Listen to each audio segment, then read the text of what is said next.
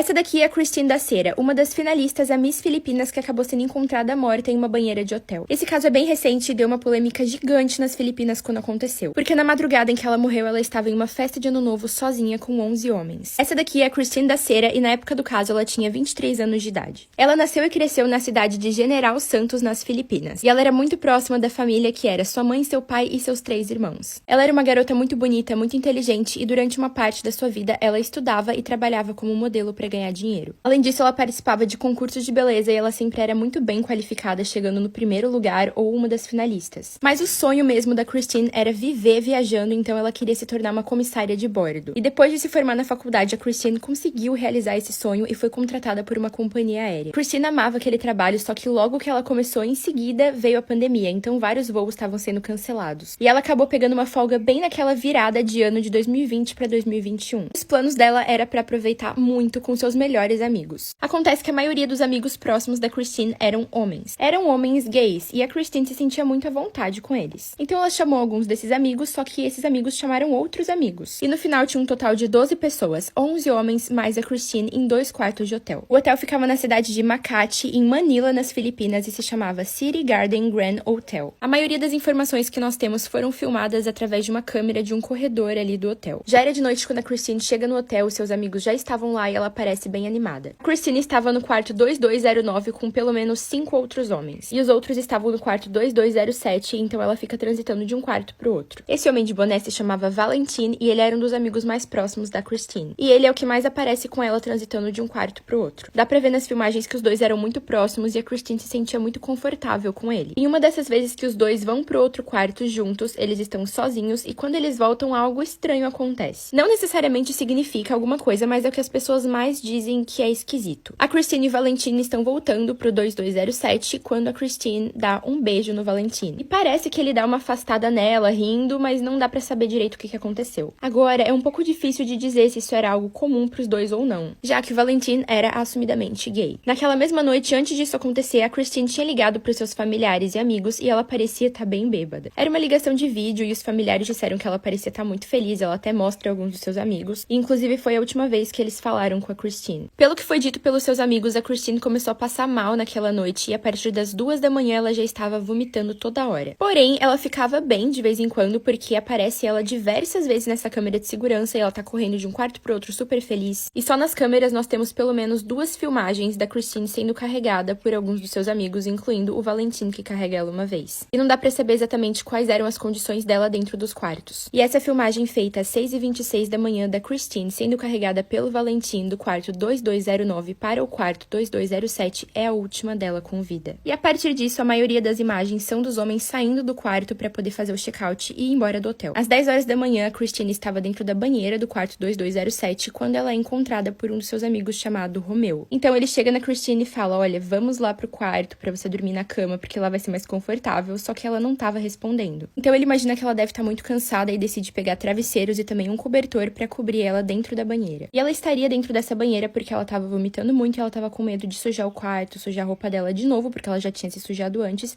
e ela decidiu ir pra banheira e ficar lá. Por volta do meio-dia, só tinham mais 5 homens que tinham restado ali nos quartos, entre eles estava o Romeu. E nessa hora o Romeu decide ir até a banheira pra acordar a Christine porque tava na hora de fazer o check-out, só que nessa hora ele percebe que ela estava pálida e com os lábios roxos. Então eles avisam o hotel e eles trazem uma cadeira de rodas pra poder transportar a Christine pra fora do quarto e chamar a ambulância. Mas enquanto o staff do hotel não chega, o Romeu e os outros homens tiram a Christine da banheira e começam a tentar fazer massagem cardíaca e ressuscitar ela. Infelizmente, quando a Christine chega no hospital, os médicos veem que não tem nada mais que eles possam fazer por ela e a Christine é declarada morta. Assim que a notícia se espalhou e foi pra mídia, vocês já imaginam o que aconteceu. Surgiram vários boatos, rumores, pessoas acusando os amigos dela e também a Christine de ser culpada pelo que aconteceu. Porém, todos foram pegos de surpresa quando a autópsia saiu mostrando que a Christine teria morrido de causas naturais. Ela teria algum tipo de hipertensão não diagnosticada e teria acontecido um rompimento do aneurisma da aorta do coração. Naquela noite que ela passou mal, como ela estava bebendo, ela teria pensado que era uma consequência consequência da bebida e nada mais sério do que isso. Porém, tem alguns fatos um pouco esquisitos que fazem as pessoas acharem que ela teria morrido de outra forma. Por exemplo, a maioria daqueles 11 homens não quis prestar depoimento, conversar com a polícia ou ajudar nas investigações. A polícia também teria sido bem negligente, inclusive chegando a embalsamar o corpo da Christine sem ter autorização da família, o que inclusive dificultou outros tipos de investigação. A mãe da Christine não acredita de forma alguma que a filha tenha morrido de causas naturais porque ela era muito jovem e saudável, e morrer daquela forma seria extremamente raro realmente. E ela, como a maioria das pessoas, acredita que a Christine teria sido vítima de agressão sexual. O corpo da Christine apresentava alguns hematomas e ela também tinha lacerações bem na região íntima. E também foi encontrado sêmen nas roupas de cama do hotel, porém, como os homens eram gays, eles poderiam ter tido relações entre eles, não necessariamente envolvendo a Christine. E é estranho que até a sua morte a Christine nunca tivesse sido diagnosticada com algum problema no coração. E antes de se tornar comissária de bordo, ela teve que fazer vários testes, vários exames e ainda assim não encontraram nada. Esse caso já foi resolvido porque a gente meio que tem uma resposta da polícia, porém, esse caso ainda é um mistério pra muita gente. Eu acho muito difícil opinar nesse caso, porque se aqueles homens são inocentes, que de fato pela polícia eles são, então eles sofreram muitas consequências por nada. Essa daqui é a Lacey Spears, a mãe blogueira que matou o próprio filho pra se passar de coitada na internet. Sinceramente, tem uns casos que eu olho e eu penso, não é possível. Essa daqui é a Lacey Spears e ela tinha 26 anos na época do caso. A Lacey teve uma infância normal, muito boa, com pais presentes e o sonho dela era casar e ser mãe. E foi aos 20 anos de idade que a Lacey fica grávida de um menininho que ela dá o nome de Garnett Spears. Ela demonstrava estar muito feliz com essa criança e realizando o sonho da vida dela. Só que infelizmente com apenas 9 dias de vida o Garnett fica muito doente e tem que ser levado pro hospital. Infelizmente aquilo era só o começo. O tempo ia passando e o Garnett estava sempre voltando pro hospital com algum problema diferente. Os médicos nunca conseguiam dar um diagnóstico certo pro Garnett e eles achavam muito estranho porque o Garnett parecia ser uma criança saudável. A Lacey costumava compartilhar sempre nas redes sociais quando alguma coisa acontecia com o Garnett e também sobre a vida dela. E depois de um tempo ela resolveu criar um blog, onde ela também contava sobre a triste história da morte do pai do Garnett. O pai do Garnett seria um policial chamado Blake, que estava noivo da Lacey. Só que infelizmente o Blake teria sofrido um acidente de carro e morrido antes do Garnett nascer. Todo mundo estava sempre dando muito apoio pra Lacey ali nas redes sociais, porque realmente a vida dela estava muito triste. E tudo aquilo parecia estar sempre indo de mal a pior. Com apenas 8 meses de vida, a Lacey leva de novo o Garnett pro hospital porque ele estava com um problema gastrointestinal. Segundo a Lacey, o Garnett nunca queria comer e quando ele comia, ele ainda colocava pra fora, ele vomitava. Então a Lacey queria que os médicos fizessem uma cirurgia na garganta do Garnett para que ele não pudesse mais vomitar. Então depois dessa cirurgia, ele perdeu a capacidade de vomitar. E além disso, também foi colocado um tubo de alimentação preso no estômago do Garnett. Quando o Garnett completa 3 anos de idade, a Lacey decide se mudar pra Flórida, onde a sua avó morava. E foi lá que ela encontrou uma comunidade de pessoas que cuidavam de idosos e viviam de uma maneira mais sustentável. Aquele parecia ser um ambiente perfeito pra eles, já que também tinham várias outras famílias com crianças. E não demorou pra eles se enturmarem na comunidade e todos ficarem sabendo da triste história da vida da Lacey. Aconteceu que em um belo dia o Garnett estava com um amiguinho e eles foram comer juntos em um restaurante. E lá o Garnett comeu de tudo e ainda pediu pra repetir. E isso fez com que os adultos ali que conheciam a história do Garnett achassem muito estranho. Então os vizinhos começaram a conversar um com os outros e todos eles notavam essas coisas esquisitas. Era janeiro de 2014 e quando o Garnett estava com 5 anos de idade, ele acabou passando muito mal e foi pro hospital de novo. Ele estava com febre alta, dor de cabeça, dor de estômago. O médico não encontrou o que ele tinha de errado e como ele acabou ficando bem de novo, então ele foi mandado pra casa com a Lacey. Só que apenas alguns dias depois, o Garnett volta pro hospital apresentando os mesmos sintomas. E dessa vez foi identificado que a quantidade de sódio no corpo dele era muito grande. Ele estava correndo risco de vida por causa disso. Então o Garnett é colocado dentro de um helicóptero e levado para um hospital mais especializado. E lá eles conseguem de novo baixar o nível de sódio, estabilizar ele. Dessa vez ele ficou internado para observação e depois de 3 dias ele já podia voltar para casa.